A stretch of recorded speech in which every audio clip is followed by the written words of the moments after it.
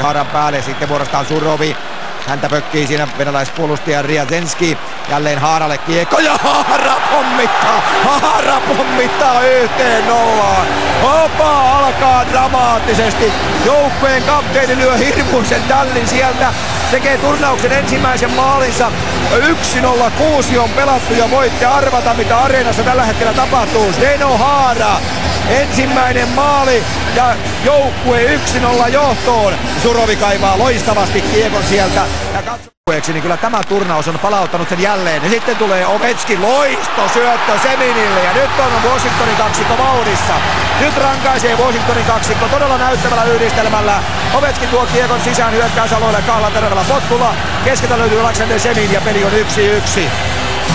Näin Venäjä tulee tasoihin. Alexander Semin maalin tekijänä. Laakso yllätetään. Popov, tämä pienikokoinen hyrrä pyöräyttää tässä maalin eteen. Nyt on kyllä Verisovilla tyhjä maali edessä. Eikä, no menee se sinne. Kyllä nyt taitavat Slovakian pelaat itse lyödä kiekon maaliin. Siinä oli tyypillinen tilanne Slovakian maalilla, kun kaikki makaavat siellä ja nyt se sitten kostautuu tämä makailu. Se menee vähän helpon näköisesti, mutta menee kuitenkin. Jostain se valuu sinne ja tällä tavalla on Venäjä siirtynyt ottelussa 2-1 johtoon. Popova siinä pitkän aikaa pääsi tilannetta rakkaa. Tosiaan tämäkin porukka löytää virtaa. Serdevin loistava syöttö ja nyt tulee kyllä maali. Ei voi mitään ja tulee hieno maali. Se on nimittäin Aleksei Teresenko, joka mättää 3-1. Kerta kaikkiaan upea yhdistelmä. Sen näki just jo etukäteen, että nyt menee varmasti häkkiin. Ja peli on 3-1 ja kyllä Venäjä tätä alkaa nyt viedä itselleen. Aleksei Teresenko maalin tekijänä. Siinä numero 27, joka tulee loistavasti.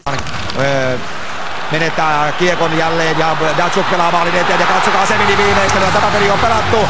Jälleen loistava kiekon riisto Pavel Datsukilta ja hän pelaa Alexander Seminille maalin eteen ja Semin pistää villisti sinne yläputken alle ja peli on 4-1 ja peli on myöskin pelattu. Slovakialle tulee karmaisevia virheitä omalla alueella tällä hetkellä. Jälleen kyllä Venäjä käyttää. Venäjällä on maagisen kova joukkue. Kyllä se käyttää nämä tilanteet. Itsensä vapaaksi pelaa sinne maalin taakse Seminille. Semin Datsukille loistosyöttö ja kyllä oli komea maali jälleen. Semin Datsuk ja nyt pääsee Pavel Pappakin iskemään kiekon häkkiin. Peli on 1-1 ja kyllä tämä ketju on kyllä kerta kaikkiaan romuttanut Slovakian kaikki haaveet kultamitalista. Siinä tuli jälleen loistava näyte, miten se kiekko pelataan. Ja nyt se pelataan Pavel Datsukin. Ja Haaraa tässä nyt halutaan ruokkia ja Haarahan sieltä pommittaa sen kuin kerkiää. Sitten Surovi, Haara. Joi. Olipa hieno maali. Ja Zdeno Haara tekee finaalissa toisen maalinsa. Joten olipa näyttävä suoritus sekin. Onhan tämä hienoa katsoa, kun 35-vuotias Boston puolustaja nousee sinne maalille. Ja voisinko sanoa kylmillä käsillään latoo viiteen. Malkin. No Jevgeni haluaa hakea vielä yhtä maalia. Malkin tulee keskustaan. Tekeekö itse? Vetää! Jevgeni Malkin kruunaa turnauksensa. Ja tällää vielä sen maalin, jota varmasti tällä joukkue halusi. Kansa janosi. 11 maali. Tämä on tämän hetken ylivoimaisesti parhaan pelaajan Jevgeni Malkinin näyte siitä, mitä tapahtuu, kun hän pääsee vapaaseen tilaan. Pyssy roihahtaa sellaisiin liekkeihin, että se on ihan ruskelmallista Medvedev. Vielä kiekosen vankkikaverille Denisoville. Näin se nyt kuluvat. Varlaamovin ovat ylhäällä.